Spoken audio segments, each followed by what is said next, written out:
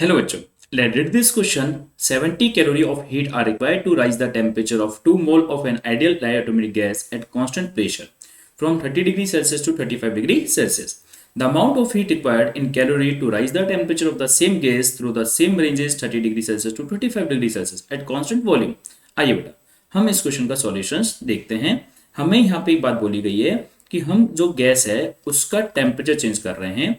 70 calorie heat are required to raise the temperature of 2 mole gas है, diatomic gas है। कहाँ से कहाँ तक? कांस्टेंट प्रेशर पे 30 डिग्री सेल्सियस से 35 डिग्री सेल्सियस पर। मतलब हमें यहाँ पे बताया गया है कि 2 मोल गैस है, 2 मोल आपके पास क्या है? गैस है, जिसका टेम्परेचर हम 30 डिग्री सेल्सियस से 35 डिग्री सेल्सियस तक इंक्रीज करते हैं और उस टाइम पे हमें जो हीट रिक्वायरमेंट होती है एट कांस्टेंट प्रेशर पर, वो हमें 70 कैलोरी हीट की रिक्वायरमेंट होती है।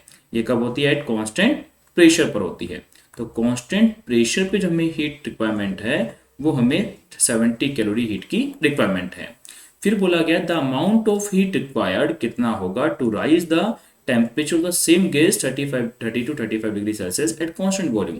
तो फिर हमें पूछा गया है कि सेम गैस का मतलब इसी 2 मोल गैस का अगर मैं टेम्परेचर इंक्रीज करता हूं 30 डिग्री सेल्सियस से 35 degree Celsius at constant volume constant को रखते हुए, तो कितना हीट मुझे चाहिए वो मुझे कैलकुलेट करना है एट कांस्टेंट वॉल्यूम।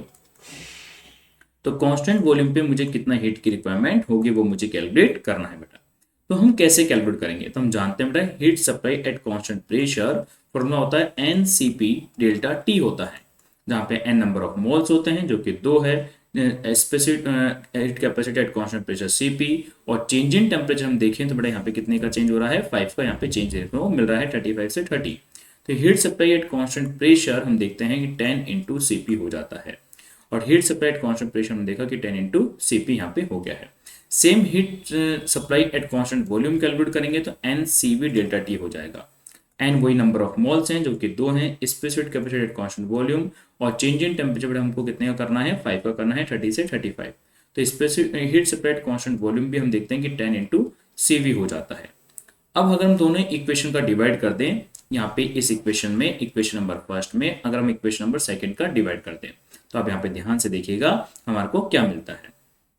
हमें यहाँ पे heat supply at constant pressure मालूम है कि 70 कैलोरी है, तो डिवाइड करने से हमें फायदा क्या होगा कि हम जब डिवाइड करेंगे QP में QCV का डिवाइड करेंगे heat supply at constant pressure जो कि 10 इंटू CP है, और heat supply eight constant volume जो कि 10 इंटू CV है। डिवाइड करने से 10 से 10 कट गया। Heat supply at constant pressure हमें पता है कि 70 कैलोरी है, और heat supply eight constant volume हमें कैलकुलेट करनी है, और ये CP अपॉन CV हो जाता है। और CP अपॉन CV का जो रेशियो होता है हम इसे गामा बोलते हैं, जो कि एडियाबैटिक इंडेक्स होता है, और इसका वैल्यू 1.4 होगा। 1.4 होगा 1.4 क्यों होगा? कि फॉर डायटोमिक गैस, ये जो डाई एटोमिक गैस होती है उसके लिए गामा का वैल्यू 1.4 होता है, तो मतलब 1.4 के बराबर हो जाता है।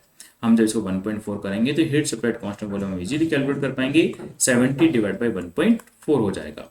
पॉइंट को उठाएंगे तो ऊपर 0 चला जाएगा और नीचे 14 आ जाएगा। कैंसिल आउट करेंगे तो आपका फाइनली 50 कैलोरी हो जाता है। तो heat supply eight constant volume जो है आपका वो 50 कैलोरी हो जाता है, और यही हमारा आंसर हो जाएगा। हमारा आंसर कौन सा हो जाएगा? 50 कैलोरी, मतलब बी ऑप्शन एकदम करेक्ट हो जाता है।